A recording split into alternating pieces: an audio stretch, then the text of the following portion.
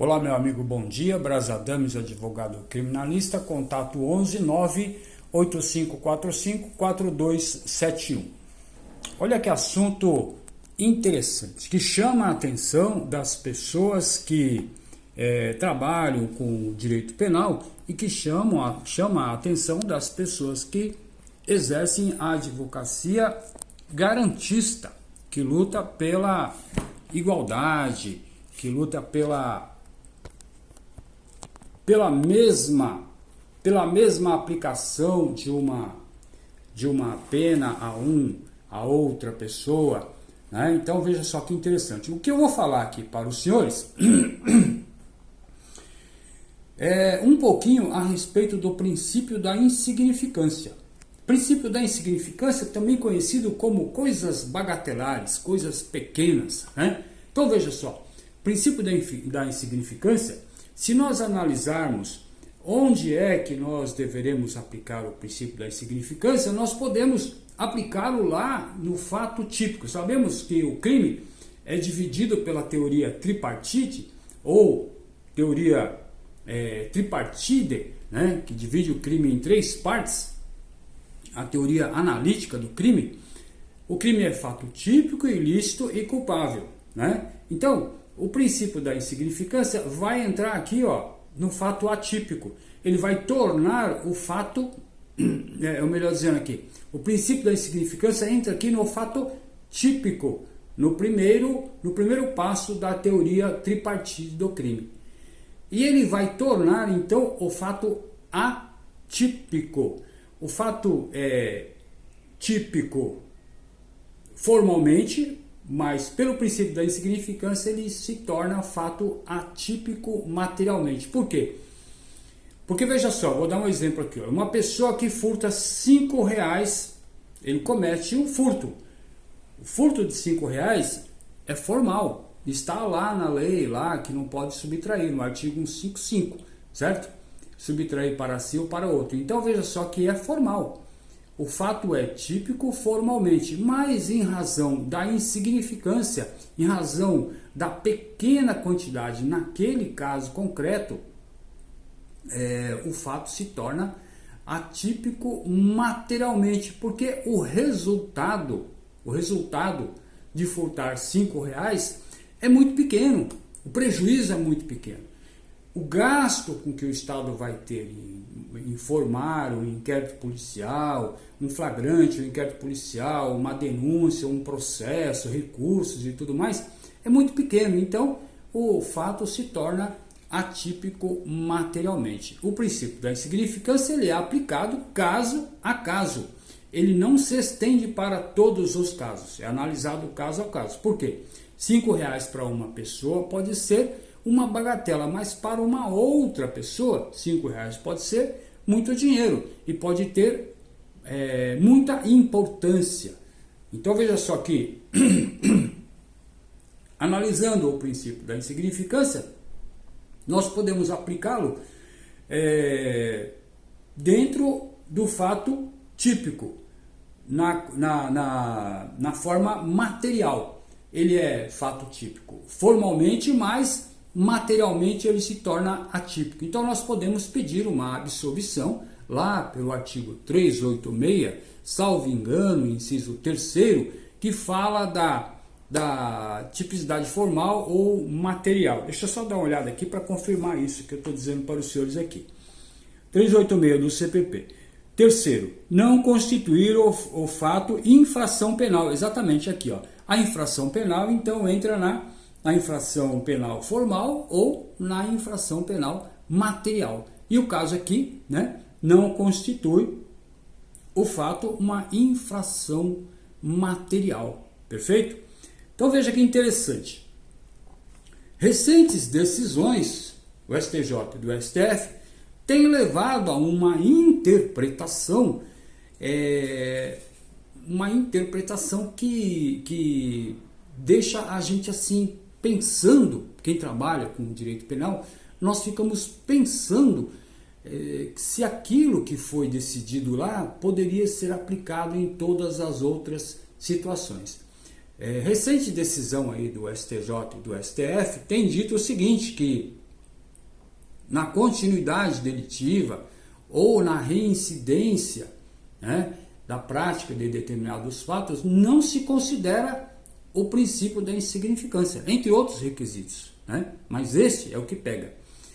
A reincidência, portanto, a continuidade delitiva, a prática habitual, faz com que o princípio da insignificância seja afastado. Então veja só que interessante. Vou dar um exemplo aqui para você a respeito do furto ainda. Uma pessoa furtou R$5. Essa pessoa não tem antecedentes criminais. Nunca foi processado, nunca foi condenado. Uma outra pessoa furtou também R$5. Essa pessoa aqui já tem antecedentes criminais, ela é reincidente, inclusive reincidente em furto. Inclusive reincidente em furto de R$5.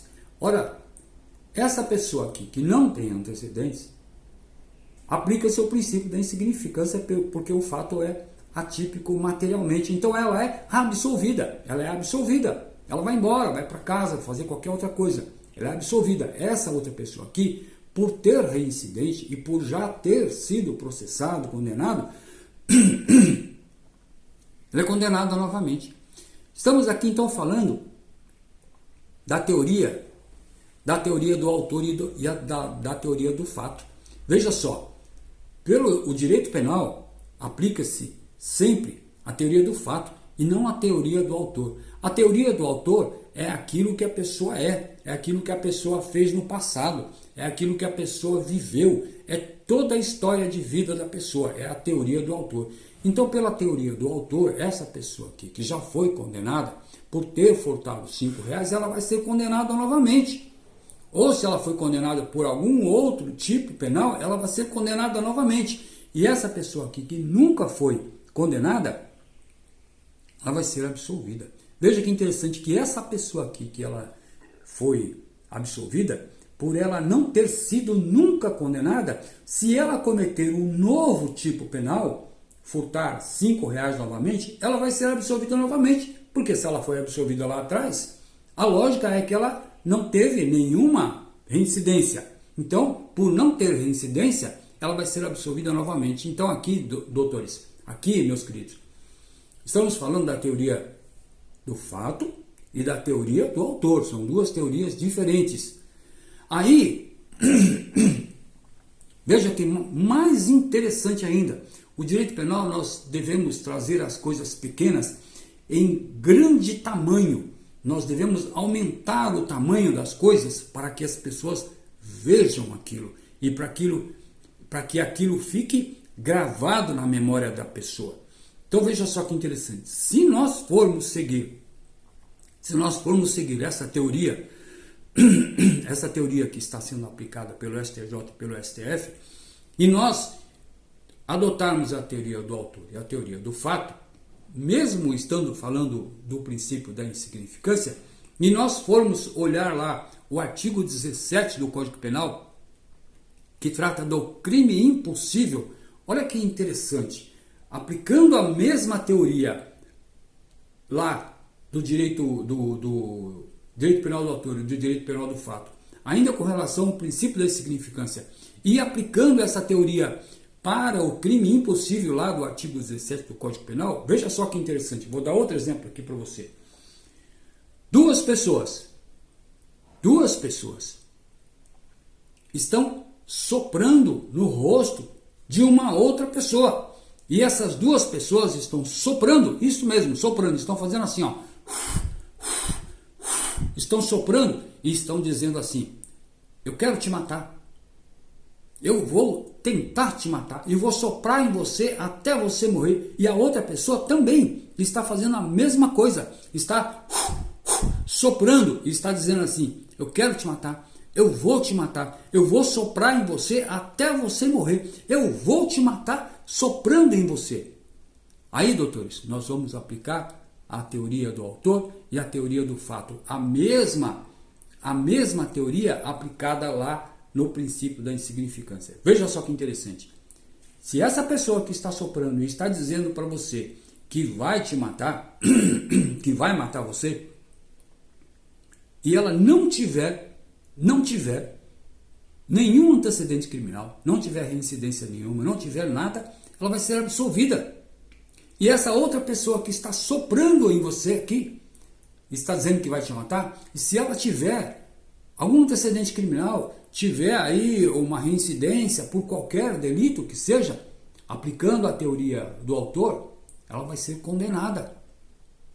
Ora, isso é um absurdo dentro do direito penal. Isso fere completamente os princípios da igualdade, da isonomia na aplicação da lei penal. A lei penal tem que ser igual para todos. A gente sabe que existe aí algumas coisas diferentes, mas nem tanto assim, não é? Então veja, essas duas pessoas aqui, uma é absolvida e a outra é condenada, aplicando esse entendimento do STJ e do STF. Isso é um entendimento que traz problemas no mundo do direito penal, porque uma pessoa vai ser absolvida e uma outra pessoa vai ser condenada, simplesmente porque foi aplicada a teoria do autor. Então veja que isso aqui fere os princípios da igualdade, da isonomia, da aplicação da lei penal. Isso é um assunto para nós, operadores do direito penal, para nós que estamos trabalhando na área do direito penal, refletirmos. É para a gente pensar a respeito disso. É para a gente pensar se realmente as decisões que são tomadas lá em cima, elas são benéficas a todas as pessoas. Elas são benéficas ou, em algum caso, para um caso ou para outro caso. Nós devemos refletir a respeito disso, ok? Muito obrigado pela atenção, tenha um bom dia, até a próxima.